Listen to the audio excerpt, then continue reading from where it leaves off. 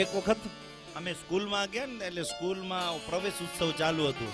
એટલે એક શિક્ષકે કીધું કે આપણા પૂર્વજો વાંદરાઓ હતા, એટલે મારાથી રહેવાનું નહીં. સાહેબ રહેવા દો, કદાચ તમારા પૂર્વજો વાંદરાઓ હોય, પણ અમારા પૂર્વજો છે ને એ ઋષિ મુનિઓ હતા સાહેબ. આપણે ઋષિઓની સંતાન છીએ, યાદ રાખજો. લોકો ભૂલી ગયા. આ ગોર બાપા બોલાવે ને તમારો ગોત્ર બોલજો. ગોત્ર એટલે તમારો પિતા, તમારો તાત, તમારી ઉત્પત્તિ જ્યાંથી થઈ છે એ ગોત્ર. આજે એક્ટરોના કે ફિલ્મમાં નટણીઓ જે નાચ નચતી હોય એના માતા પિતાની બધાને ખબર હોય, પણ પૂછીએ બેટા તારા દાદીનું નામ, કે ઈ નથી ખબર. તારા દાદાનું નામ, કે ઈ નથી ખબર. વિચાર તો કરો, આ કેટલી કરુણતા આવી છે. અમે બોલીએ બોલો ગોત્ર તમારો, તો છોકરો બોલે હે ગોત્ર એટલે શું? આવું બધું જ્ઞાન, આવું નોલેજ આપજો તમારા સંતાનોને. ને આજે આ પવિત્ર જગ્યાએથી કહું છું, મારી બહુ પવિત્ર વાણીથી કહું છું, આ ભારતીય સનાતન સંસ્કૃતિ અજર અમર છે, રહેશે. અમારા જેવા કેટલાય વક્તાઓ, આવા સંતો ચાલ્યા ગયા, એ સંસ્કૃતિને કોઈ ક્યારે ઠેસ નહીં પહોંચાડી શકે. યાદ રાખજો. ઘણા બધા લોકો આજે દોડીને નીકળ્યા છે કે આ સંસ્કૃતિને, આ ધર્મને નુકસાન કરીએ. સાહેબ આપણું સનાતન, વિચાર તો કરો, કોઈ 2-5 હજાર વર્ષનું થોડું આપણું આ ધર્મ છે.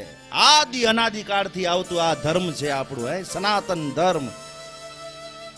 બીજી તો બધી એની પાંખડીઓ છે, જેની કોઈ ઈસવીસન મળતી નથી, જેની કોઈ સાલ મળતી નથી. એ ધર્મના આપણે સંતાનો છીએ સાહેબ. ગૌરવ લેવા જેવી વાત છે. જે ધર્મની અંદર આવી પૂજા અર્ચના, આવા સંતોના દર્શન, આવા વ્રત, આવા જપ, આવા તપ, આવી દયા, આવો દાન કરવાનો મહિમા બતાડવામાં આવ્યો છે. આજે ભારતીય સનાતન વર્તમાન સાંપ્રત સમયને જે નુકસાન થઈ રહ્યું છે ને, એ મારી માતાઓ બહેનો યાદ રાખજો. તમે પણ એક દીકરા કે દીકરીની માં છો, એટલે આ કહેવું પડે, કારણ કે સંસ્કારોનું સિંચન તો છે ને માં કરશે. યાદ રાખજો. બાપુ આજે તમામ ભણતરની અંદર ઔરંગઝેબ આવી ગયો ને, હુમાયુ આવી ગયું ને, બાબર આવી ગયો ને, એટલે ક્યાંક ને ક્યાંક આપણા ભણતરનો પાયો છે ને નબળો પડી ગયો. મોટું નુકસાન આપણે એ થયું કે આપણી ભણતર છે એ ક્રિશ્ચિયન સેન્ટ ઝેવિયર સ્કૂલમાં ગઈ. લોકોને ખબર નથી પડતી કે રામ શું છે, કૃષ્ણ શું છે, આપણા ભક્તો શું છે, નરસિંહ મહેતો શું છે, મીરા શું છે, મહારાણો પ્રતાપ શું છે, એ શિવાજી શું છે, કોઈને ખબર નથી. આપણી એજ્યુકેશન, આપણું ભણતર છે એ આવા લોકોના, ક્રિશ્ચિયન લોકોના હાથમાં ચાલી ગયું છે. આપણું રંગમંચ હતું. તમે બધા લોકોએ, અમારા વડીલો બેઠા છે, તમે બધા લોકોએ જોયું છે પેલા રંગમંચ ઉપર, આ પડદા ઉપર રામાયણ આવતી, મહાભારત આવતી. આ બધું આપણે નારાયણ સરોવરમાં મેં જોયું છે બાળપણમાં. આજની પેઢી હવે નહીં જોવા મળે. આજની પેઢીને પૂછશું ને, એ પડદાવાળી સિસ્ટમ પૂરી. ટીવી આવી ગઈ. ટીવી નહીં, હું કહું છું ટીબી છે. ટીબી બીમારી મોટા મોટી.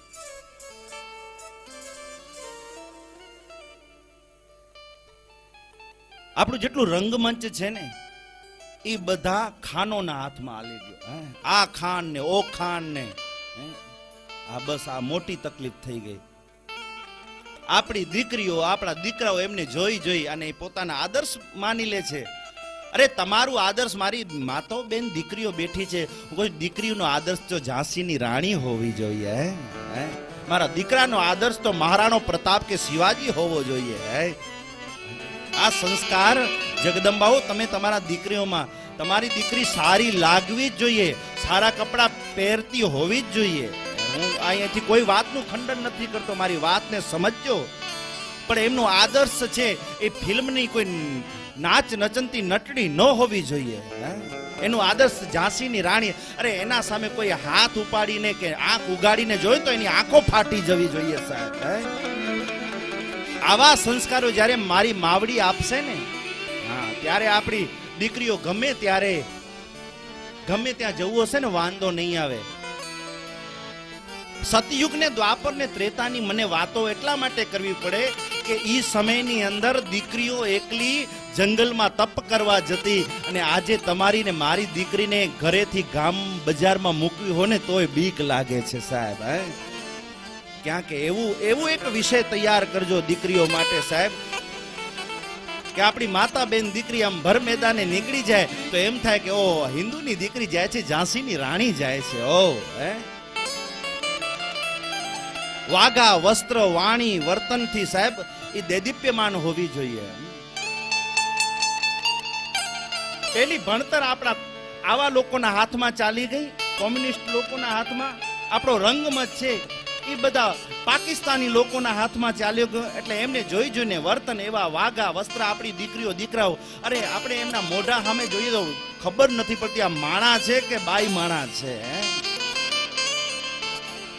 એવી ફેશનોમાં એ દોરવાઈ ગયા છે સાહેબ.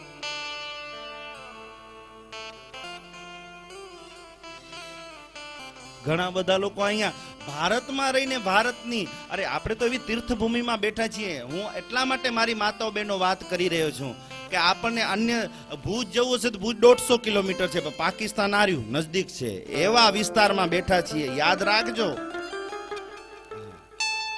તમને નથી ખબર, ક્યારેક સંસ્કારો ક્યારેક ટીવીના માધ્યમથી જોજો કે સાંપ્રત સમય આવતો સમય આપણા માટે કેવો ખરાબ આવવાનો છે. આ પવિત્ર ગાદીએથી તમને હું સૂચના આપું છું.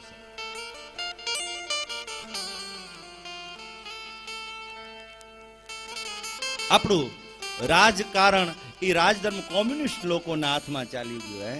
કેટલું વિચાર તો કરો, કૃષ્ણએ રાજકારણ કર્યું છે પણ ધર્મને સાથે રાખીને, એટલે એને રાજધર્મ કહેવાય છે.